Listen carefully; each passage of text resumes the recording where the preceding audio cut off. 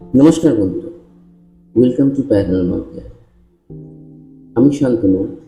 আজকে আমার জীবনে ঘটে যাওয়া আজ থেকে 5-6 বছর আগে একটা অদ্ভুত এক্সপিরিয়েন্স আমি করি আমাদের এই শ্যামবাজারে, যেটা আপনাদের অনেক কিছু ভাবাবে। কারণ এই পৃথিবীতে এমন অনেক রহস্য লুকিয়ে আছে, কিছু আমরা খুঁজে পাই আর কিছু খুঁজে পাই না। এরকম অনেক অদৃশ্য ইচ্ছা রয়েছে, যা আমাদের মধ্যে সেই ইচ্ছাগুলোর শ্বাস প্রশ্বাস করছে, কিন্তু আমরা বোঝবার চেষ্টা করি না। কারণ আমাদের বিজ্ঞান মনস্ক মন সেগুলোকে ভাবতে বাধ্য করে না। কিন্তু হ্যাঁ, যখন কোনো কিছু ঘটে জীবনের সঙ্গে এবং আমরা সেটাকে প্রত্যক্ষ এবং পরোক্ষভাবে অনুভব করি, তখন যার কোনো সঠিক ব্যাখ্যা আমরা দিতে পারি না, আমাদের ব্রেন আমাদের দিতে পারে না, আমাদের মন আমাকে দিতে পারে না, বা আমাদের দিতে পারে না, তখন এই জগতের, সেই অদৃশ্য জগতের কথা আমরা চিন্তা করি। এই ঘটনাটা ঘটে 5-6 বছর আগে, এক রোববারটা খুবই সাধারণ, কিন্তু হ্যাঁ, এটা মনে আছে এই কারণে, আরো অনেকগুলো কারণবশত এটাও একটা কারণ। একটা বৃষ্টির দিন ছিল, সকাল থেকেই ভারী বৃষ্টি। আমরা প্রত্যেকেই জানি রোববারে আমাদের মধ্যে একটা কর্মব্যস্ততা চলে। দোকানপাট, বাজার, রেশন, এক একজন মানুষ এক এক রকম কর্মব্যস্ততা, কারণ আমরা সারা সপ্তাহ কাজ করি এবং এই রোববারটাই বাজার দোকানের ভিড়, দোকানপাটের ভিড় ইত্যাদি সাধারণ দিনের তুলনায় অনেক বেড়েছে। যথারীতি সেদিনকে ছিল এমনি রোববার, বৃষ্টি পড়াতে একটু লেট করে বেরিয়ে মাংস কেনার উদ্দেশ্যে ছিল চিকেন। দোকানে মানে বাজারে ঢুকতে না ঢুকতেই বাজারের ভিড়, দোকানপাটের হইচই, মাছ মাংসের গন্ধে চারিপাশটা জমজমা। আমার উদ্দেশ্য ছিল যেহেতু মাংস কেনা, তাই সরাসরি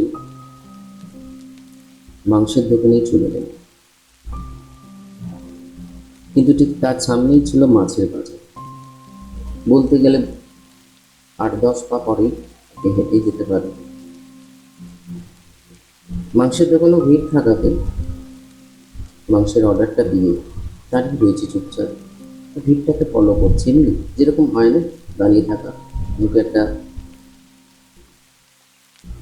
কী করবো ভেবে একটা সিগারেট জ্বালিয়ে এদিক ওদিক তাকাতে তাকাতে মাছের দোকানগুলোতে চোখ দেয়। বেশ ভালো ভিড় ছিল।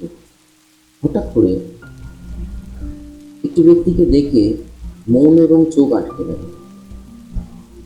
যত ভিড়ের মাঝখানে সাদা ধবধবে সাদা পাঞ্জাবি, ধবধবে ধুতি, মাথায় টাক অবস্থায়, চোখে চশমা, দাড়িটা একটু বেড়েছে, কাঁচা পাকা দাড়ি, যেরকম পায়ে হাওয়ায় ছুটি। আমার ঠিক সামনে চোখ বরাবর মাছের দোকানটা যেরকম রয়েছে সেখানে একটু বসে মাছ টিপে টিপে দেখছি। ঠিক সেই সময়, যেহেতু আমি বাজার করি, বিভিন্ন মানুষের সঙ্গে মাছ ওলা, মাংস, সবজি চেনা পরিচয় থাকে। তার মধ্যে থেকেই হঠাৎ করে একজন ভদ্রমহিলা, মানে একজন মাছলি, দেখতে পেয়ে আমাকে ঠিক তার পাশ থেকেই, যে দোকানে দাঁড়িয়ে ওই ভদ্রলোক মাছ টিপে টিপে দেখছেন, তার পাশ থেকে আমাকে জিজ্ঞেস করে, ও বাবু, আজকে মাছ নেবেন না? আমি ওকে হাত নেড়ে বলি, আজকে নেব না, আঙুল দিকে দেখাই মাংসের দোকানে। কথা বলছি ঠিকই, কিন্তু ঠিক সেই মুহূর্তে হঠাৎ করে লোকটাকে আর দেখতে পাই না। নিজের মনের মধ্যে বিভিন্ন রকম প্রশ্ন আছে যে এই পাশে দাঁড়িয়েছিল, মানে ধরুন মাছের দোকানে যিনি উনি যেখানে টিপে টিপে মাছ দেখছেন, মাছ কিনবেন বলে, ঠিক তার পাশেই বসেই ভদ্রমহিলা একজন দুজনকে মাছ কেটে দিচ্ছেন এবং আমাকে দেখতে পেয়ে আমাকে জিজ্ঞেস করেছেন। আমি ওনার দিকে তাকিয়ে জাস্ট এই কথাটা বলেছি এবং ইশারায় বলেছি আমি আজকে মাংস নিচ্ছি। এদিক ওদিক তাকিয়ে কোনো জায়গায় দেখতে পাচ্ছি না। মনের মধ্যে একটা অদৃশ্য প্রশ্ন এলো, এক অদ্ভুত প্রশ্ন এলো, যে যাকে আমি দেখছি সে কি মানুষ? এটা মানুষের আসতে যেতে একটা সময় লাগে, কিন্তু এই ফ্র্যাকশন অফ সেকেন্ডে কোথায় গেলেন? কিন্তু ওই যে বললাম, বিজ্ঞান মনস্ক মন আমাদের অনেক কিছুকে বাধা দেয়। কিন্তু সেই বাধা অতিক্রম করে মাংসের, যেহেতু তখনও দোকানে আমার সময় আসেনি, আমি ওনাকে বললাম আপনি মাংসটা রেডি করুন, আমি আসছি সামনের দোকানে। যে দোকানে গিয়ে দাঁড়ালাম সেই ভদ্রলোকের সঙ্গেও মাছওয়ালার সঙ্গেও আমার জানা পরিচয় আছে, মাছ তার থেকেও নিয়ে। আমি ওনাকে গিয়ে সরাসরি জিজ্ঞেস করি যে দাদা, এই মাত্র যে ভদ্রলোক আপনার থেকে মাছ কিনে নিয়ে গেল, উনি একটু অবাক হয়ে আমাকে জিজ্ঞেস করলেন, ভদ্রলোক বাবু আপনি কার কথা বলছেন? আমি বললাম কেন, এই মাত্র তো গেল, আমি জাস্ট ওনাকে দেখেই এলাম, ওনাকে খুব চেনা চেনা লাগছিল, কেন কিছু তো একটা বলতে হবে। চেনা নয়, আমার অদ্ভুত লাগছিল, একটা অন্য কিছু ইশারা পাচ্ছিলাম। এরপর উনি জানতে চাইলেন কিরম দেখতে বলুন তো। আমি ওনাকে বললাম, ধপধপে সাদা পাঞ্জাবি, সাদা ধুতি, পায়ে হাওয়াই চটি, দাড়ি রয়েছে কিন্তু কাঁচা পাকা, ছোট চশমা এবং মাথায় অল্প চুল অল্প টাক। তিনি আমার দিকে কিছুটা থমকে দাঁড়িয়ে তাকিয়ে রইলেন।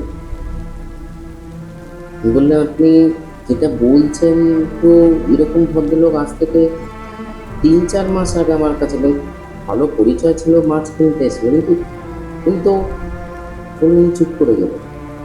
আমি ওনাকে জিজ্ঞেস করলাম, উনি তো মানে আপনি কি বলতে চাইছেন?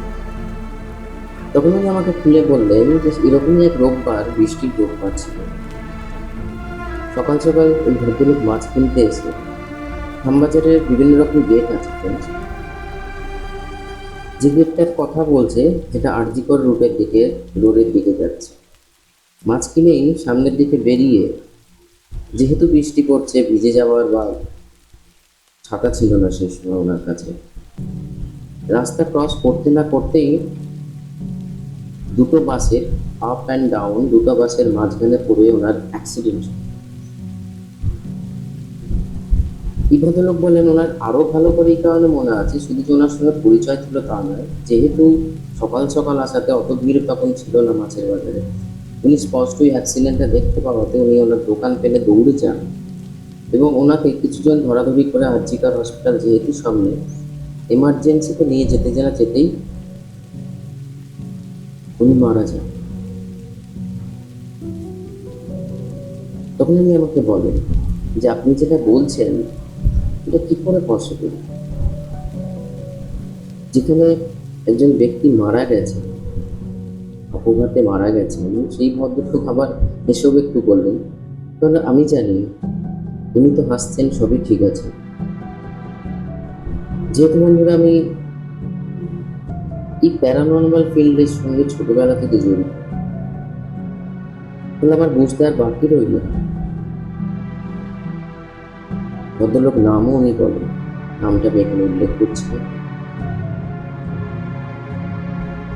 যে আমি যাকে দেখি সেই ভদ্রলোকেরই এক অতৃপ্ত ইচ্ছা, কারণ পরে ওই মাছওয়ালার থেকেই জানতে পারি সেদিন চুলাওয়ালার সারা বাজারের মধ্যে ভ্যারাইটিস মাছ কিনে বাড়িতে নিয়ে যেতেন পরিবারের সঙ্গে খাবে বলে, এবং মাছের ওপর ওনার খুব ঝোঁক ছিল।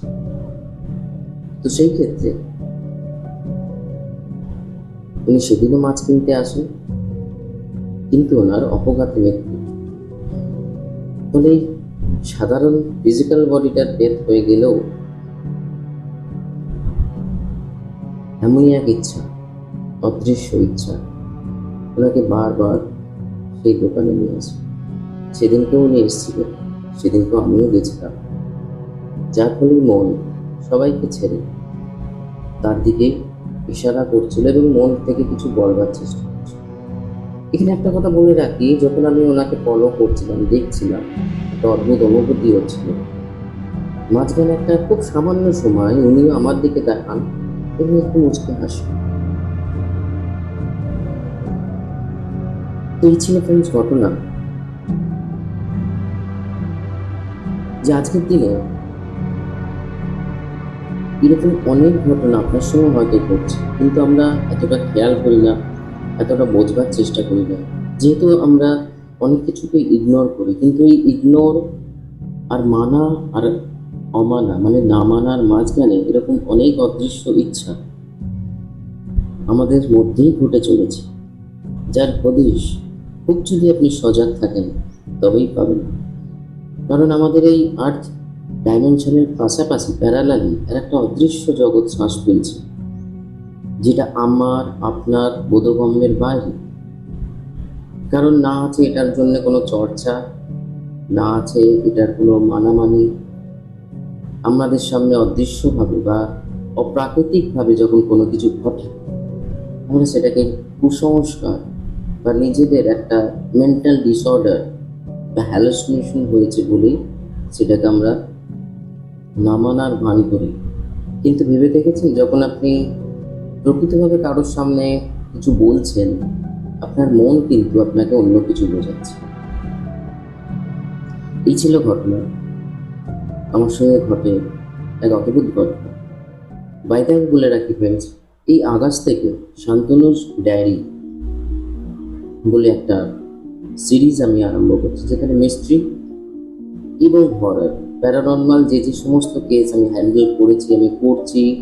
কারণ অনেক ছোটবেলা থেকে তন্ত্র এবং প্যারানর্মালের সঙ্গে আমি যুক্ত, ফলে এই অদৃশ্য জগতের সঙ্গে আমার ওঠা বসা আছে সেখানে। এবং অনেক ধরনের ইভেন্ট আমি আপনাদের সঙ্গে শেয়ার করব গল্প আকারে, যার নাম দিয়েছি শান্তনুজ ডায়েরি।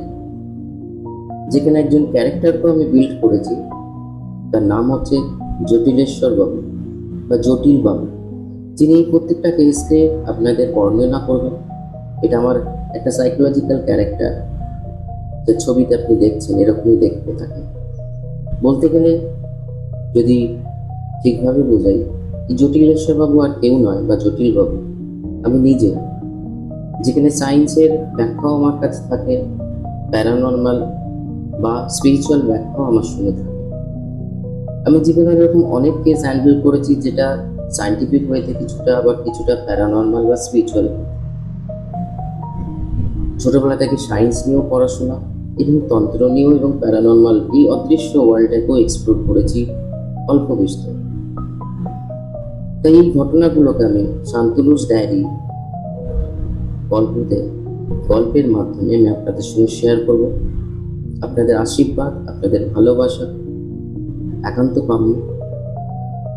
তাই জুড়ে থাকুন, অনেক কিছু বুঝতে পারবেন, অনেক কিছু জানতে পারবেন। প্যারানর্মাল কেয়ার ইউটিউব পেজ এবং paranormal care Facebook YouTube channel, paranormal care Facebook page.